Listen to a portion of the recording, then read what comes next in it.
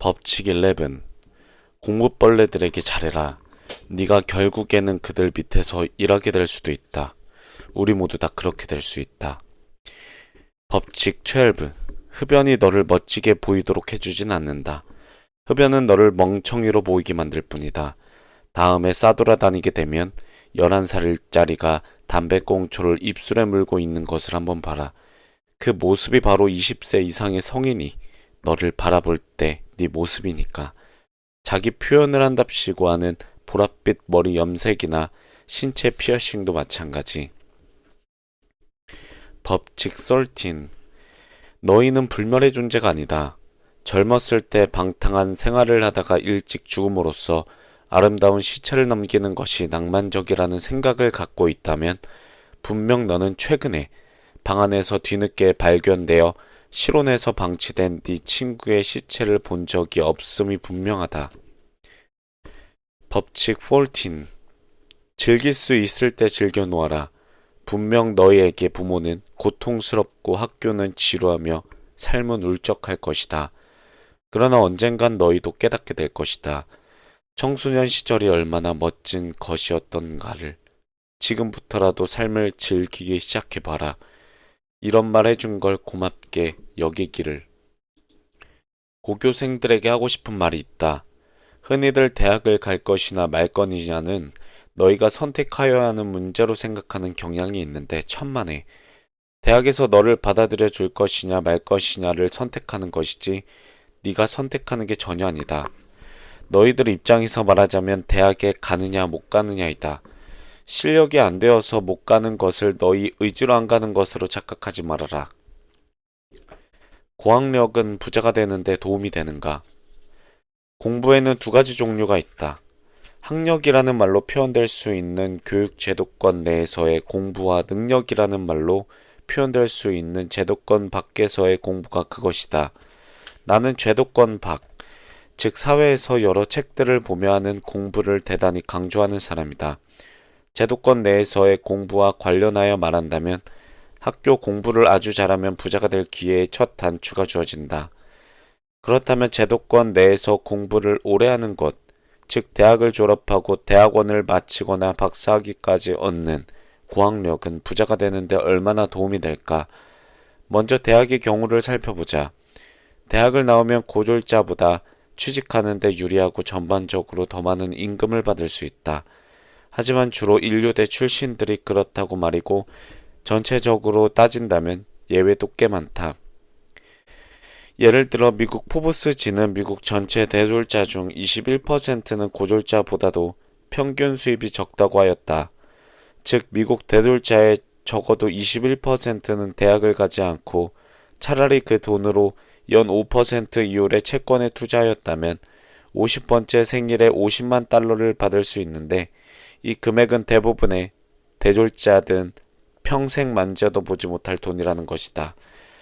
한국에서도 경제적, 시간적 투자 측면에서 볼 때 대학을 안 가는 것이 오히려 좋은 사람들이 부모의 강압에 못 이겨 또는 자존심이 얼어 죽을 체면 비슷한 것 때문에 또는 대학에 가면 뭐 특별한 것이라도 배우게 되는 줄로 오해하여 또는 달리 할 일이 없어서 혹은 사회적 분위기 때문에 아마도 이게 가장 클 것이다. 기쓰고 대학을 가는 경우를 나는 종종 본다. 미국의 통계 수치를 적용한다면 한국의 대학원생 5명 중 1명은 길을 잘못 든 셈이 되는데 한국 사회에서 현실적으로 느끼기에 그보다 더 많았으면 많았지 적진 않을 것이다. 대학원의 경우는 어떨까? 대학원에 가는 사람들 중에는 취직이 안 되니까 경제적 상황이 좋아질 때까지 대학원을 도피처로 삼는 경우도 있고 막연히 대학원을 나오면 뭔가 더 유리한 고지에 서 있지 않을까 하는 생각으로 가는 경우도 있으며 직장을 다니다가 뭔가 잘 안 풀리기에 대학원을 탈출구로 생각하면서 진학하는 사람도 있다. 과연 대학원을 졸업하는 것은 경제적으로 유망한 투자일까? 여기서 먼저 알아야 할 사실은 제도권 내에서의 공부를 가장 장려하면서 학력 인플레이션을 부추기는 사람들은 바로 대학의 교수들이라는 점이다. 대학은 종종 학생들에게 대학원도 나오고 학위도 따 놓아야 좋다는 식으로 학력 사회를 조장하는 주동자이다. 그래야만 대학원에 손님이 모이기 때문에 학력 거품이 심한 한국이기에 대학원들의 학위 장사는 잘 되는 편이며, 그러다 보니 한국의 10개 대학 중 9개소는 대학원을 운영한다. 똑같은 학력 증시 사회인 일본만 하더라도 10개 중 3개소 정도만 대학원을 운영하는데 말이다. 취직이 목적이라면 어중간한 대학원에는 차라리 가지 않는 것이 좋으며, 그런 곳에서 학위를 받는 것은 적어도 부자가 되는 데에는 별로 도움이 안 된다. 물론 다녔던 바로 그 대학에서 강사 자리를 얻고 그 대학의 교수 자리를 얻는 데는 도움이 될 수는 있지만 지저분한 짓을 좀 해야 할지도 모른다. 하지만 어중간한 대학원도 당사자가 이미 학력 학벌 위주 집단에 취업하여 일을 하고 있는 증이거나 혹은 공무원이 더 높은 자리로 승진하고자 할 때 도움이 된다. 반면에 전직을 하고자 대학원을 다닌다면 제일 유명한 곳에 젊었을 때 다니는 것이 좋다.